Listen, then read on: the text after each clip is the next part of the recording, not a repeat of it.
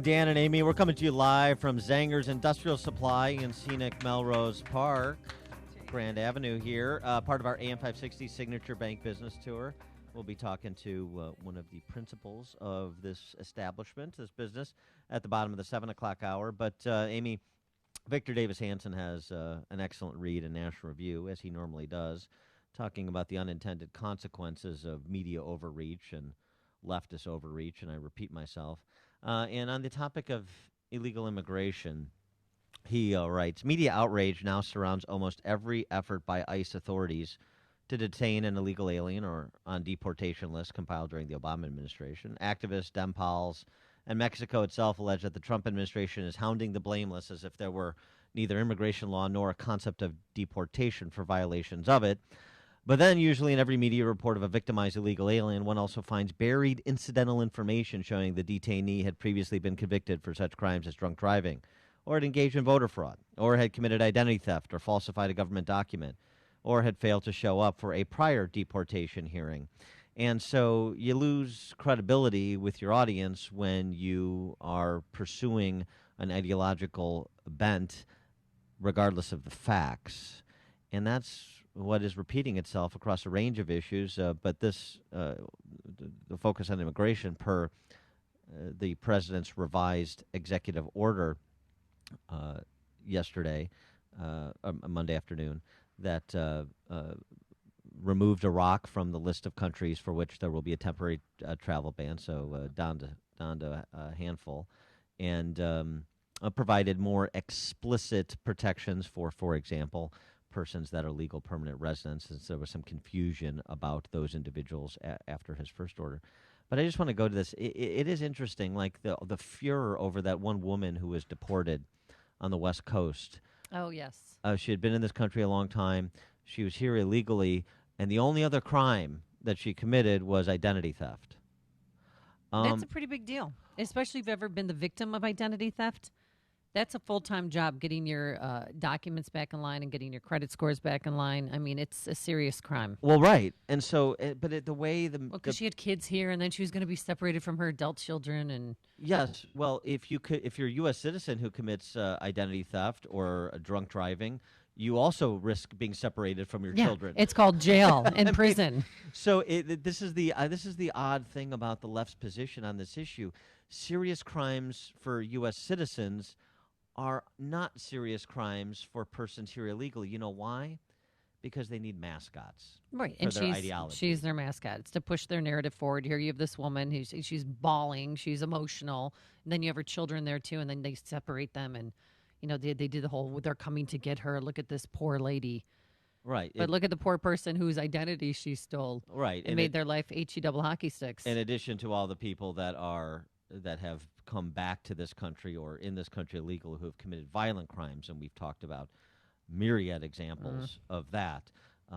So that the lack of distinction the left makes between people who are here to improve their lives and add value to our country versus the people that are here to be predators or to be scammers, it boggles my mind, except it doesn't, because I understand they're not really interested in these people. They're not particularly concerned about them. They're just interested in them as the means to political powers and creating a constituency.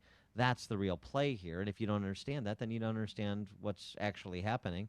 And you're not going to do what everybody says they want to see done, which is to improve our security and have the rule of law equally applied. For more on this topic, we're pleased to be joined by our friend Khalil Marrar. Khalil is a counterterrorism expert. He's a professor and researcher of public policy, administration, and Middle East politics at Governor State University. Khalil, thanks for joining us again. Appreciate it. Thank you for having me. Good morning, Dan and Amy. Good morning. So what was your reaction to the revised executive order that the Trump administration promulgated the other day and that Rexon and Sessions and Kelly explained? Dan, I've maintained this position since January when this was passed, late January when the executive order was passed.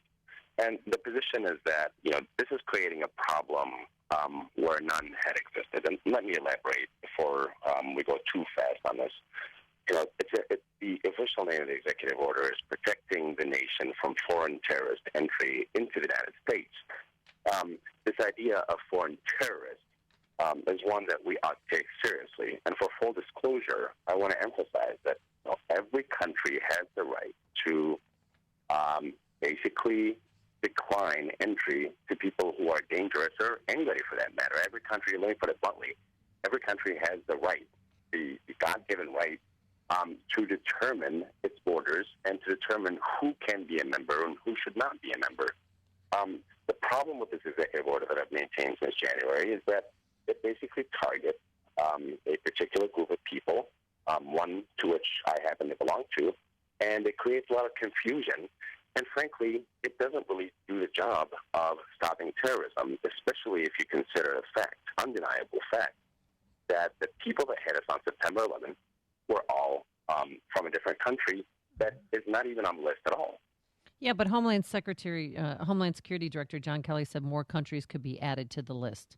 Does that give you any comfort? Yeah, you want more Muslim majority countries added? But that's obviously not what you're getting at. I mean, there's 6 Muslim majority countries. There's 42 Muslim majority countries not on the list. How is this targeting a one group of people?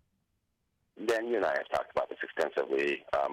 Whether Obama was president or Bush was president in the past years, and the truth is, the idea of Muslim countries, it should not be construed. My argument should not be construed as something that basically favors more Muslim countries added. In fact, what we should be doing is what the Department of Homeland Security ought to be doing, enforcing better vetting all across the board. We don't want those dangerous people that you and Amy were talking about earlier to be in our country. Muslim or not, whether they're Muslim, Christian, Buddhist, Hindu, it doesn't really matter. There's dangerous people from all walks of life. But Khalil, the better vetting issue should apply across the board. It should not simply apply to Muslims. That's why. Yeah, but I'm sorry to interrupt, this is not applied to Muslims. It's applied to a handful of countries. And how do you react to Rex Tillerson explaining why Iraq was removed from the list? Iraq removed from the list because the U.S. government worked with the Iraqi government. They enhanced their security protocols. They inspired more confidence that Iraq is doing a better job vetting and providing information to the United States to do a better job vetting of people coming from Iraq. So they're removed from the list. And ostensibly the other countries that are on the list could do similarly. So how is that targeting a particular group? It seems to me it's targeting a particular problem in a handful of countries. It's a fine distinction, but in academics we study fine distinctions. Iraq was not technically removed from the list. Iraq, if anybody reads the order, is still on the list. I don't care what Tillerson says. The only thing that Iraq, that the revised executive order did with Iraq, specifically to this one case, is that it basically made an exception for some people who worked with the American authorities while we were in the country, and we were still in the country, right? So I mean, to say that Iraq was removed from the list is technically a mistake according to the order itself. In fact, Iraq was accepted, but that's I think there's a bigger point that you're raising here, and that is that when we're looking at the act itself, the idea of better vetting is not a bad idea. I think that we should have the biometrics, and there's a lot of good things that are actually in this act. The only problem that I take with it is that these 6 or 7 countries, or however you want to define them, are majority countries, Muslim majority countries. There's the idea that it's a Muslim ban, right? And it doesn't really matter. You just said earlier that good politics equals good policy, right? Politically, this is not a very savvy act in the sense that it basically is targeting a group of people based on religion, regardless of which countries are targeted. I mean, there's a message here, Dan, and messaging is everything in politics, and politics is about messaging. The message that's being sent, not just to Americans, so like you're myself saying or you or Amy, are you saying if being sent worldwide is that it's about Muslims.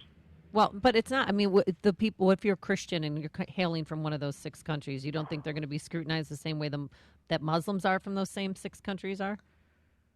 Look, they should be scrutinized. I mean, we should scrutinize from every 202 members of the United Nations. I mean, we should be scrutinizing everyone that comes into this country. That is the issue.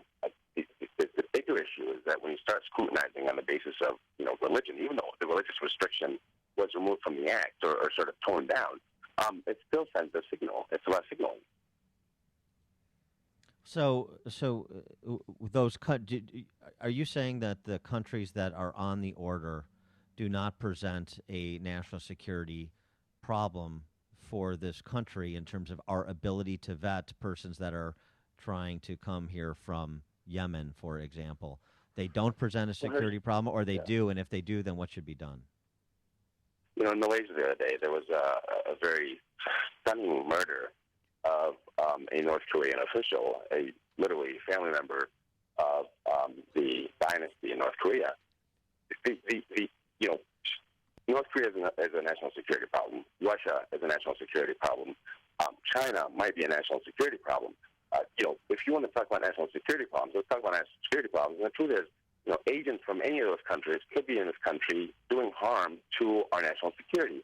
Why not do better vetting when it comes to those countries as well? Well, I know, that's really all I'm saying. But the argument, not so much. I understand, but Khalil, the argument is that we cannot properly vet these individuals, and as we've saw on 9/11, it doesn't take a whole lot of guys to do a whole lot of damage. So if it's true that these countries are not providing the information on their nationals that allow us to vet them, then doesn't it make sense to take a pause? Remember, we're talking about a 90-day pause here. Correct. Dan, let's look at that 9/11. The people that were here were from a country that's not even on the list. I understand, but that's Second immaterial. That's immaterial. They were here. They were here on H-1B1 visas. If you read the act, it says nothing about student visas. I'm not trying to fight 9/11 over again. I'm trying to be prospective and say, where do we have countries that are, or where do we have gaps in security? Where do we have protocols, whether our own or in other countries, that we do not have faith in, and what should be done about that? That's the question. Who's on the list and who isn't? People from different countries that have committed different crimes on American soil. That's the argument. I don't understand that. Because some people from Saudi Arabia, because these largely Saudi Arabians were responsible for 9/11, Saudi Arabia should be on the list, or it shouldn't be on the list. If it's on the list, we're targeting Muslims. If it's not on the list, we're targeting Muslims. I mean, this just seems to be circular reasoning. This is not about which countries are on or off the list. This is more about the idea that the act is sending the wrong signal, that Muslims, that Arabs, that blacks from Somalia are not welcome in this country. That's the signal there, Dan. First and foremost. And secondly, the particular countries that are in question are there because they have a lot of, refugees that will be going all over the world. The truth is those countries are in disturbance, political upheaval, warfare. I mean, there's horrendous consequences for the people that are staying there. And for our country to say, instead of getting your tired, your huddled masses and things like that, instead of us saying that, sending that signal out to the world, we're basically saying, don't send them at all. You're troubled. You're in crisis. We want to reject the people that are going to be fleeing those crises.